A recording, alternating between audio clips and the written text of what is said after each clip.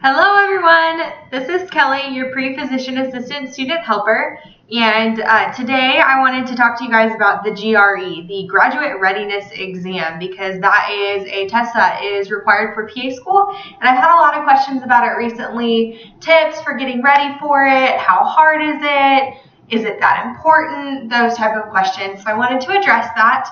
I took the GRE last May, so May 2014, and I applied to PA school in June 2014. That was what was recommended to me by my PA school advisor, was to not really worry about the GRE until about a month before you apply. That way you're taking care of your semester grades, and those are good, and then you can worry about that GRE. So I did really well on it. Most PA schools that I'm applying to wanted a 295 or higher or a 300 or higher, and overall I got a 307, so I was really proud of that. I got a 152 on my verbal and a 157 on my quantitative and a 4.5 on writing.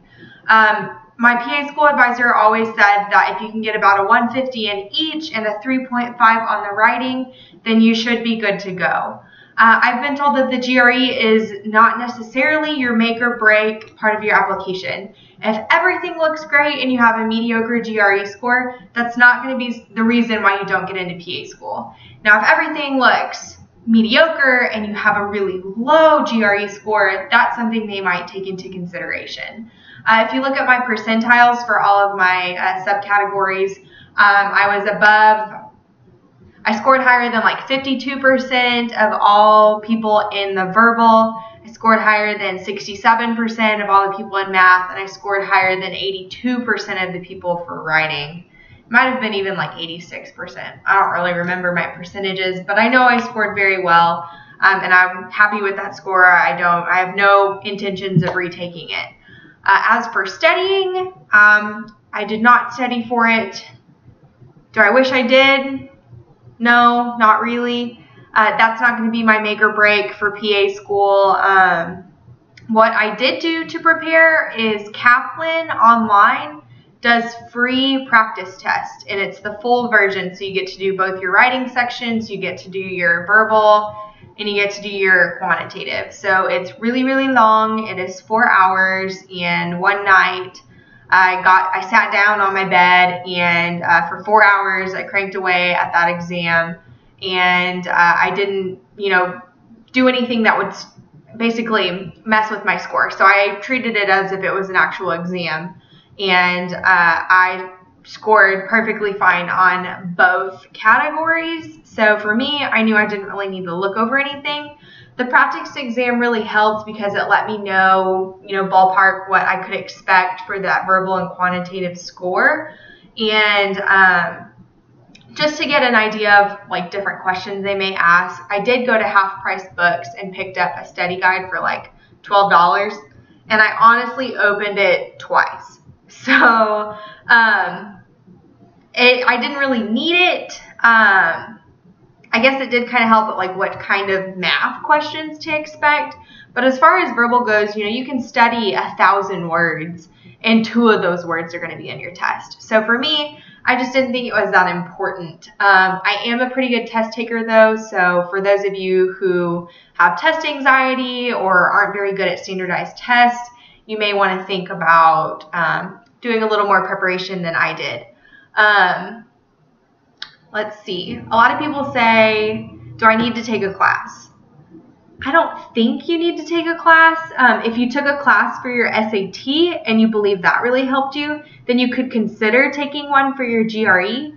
But another thing that I was told is if you did well on your SAT, you're probably going to do well on your GRE and to not really worry about it.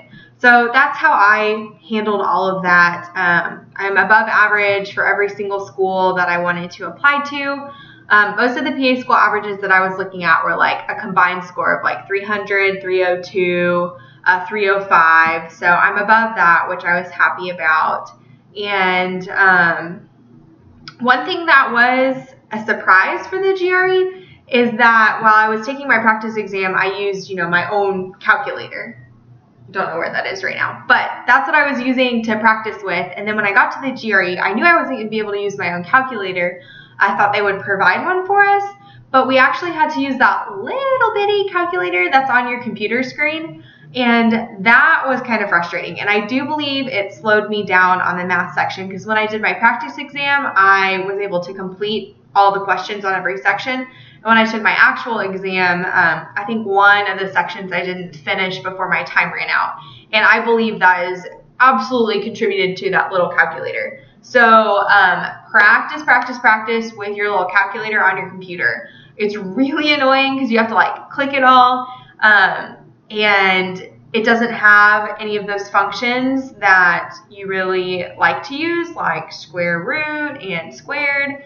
And so there are a lot of times where something was squared and I had to type in 24 times 24, enter. And it's, I don't know, that just was something that frustrated me during that exam. I do not believe it affected my score, but it was not my favorite thing to deal with. And my advice to you guys is to mess around with that on your own computer before you take the exam. Some of my friends are retaking their GRE and they did fine.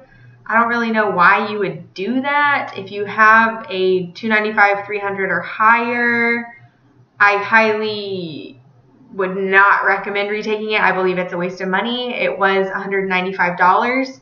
And then after that, it cost $35 per score to send to the PA schools. Or maybe it was $27 per school. Regardless, it was too much money to send to the CASPA application per school. I'm applying to 6 schools this round. All but one require the GRE. So it costed, I think it was like $27 times 5 schools to apply this round. But that's okay. Worth it, right? It's an investment in your future. But if you did fine on it, I don't see any reason why you need to, take it again. It's not going to get you any scholarships.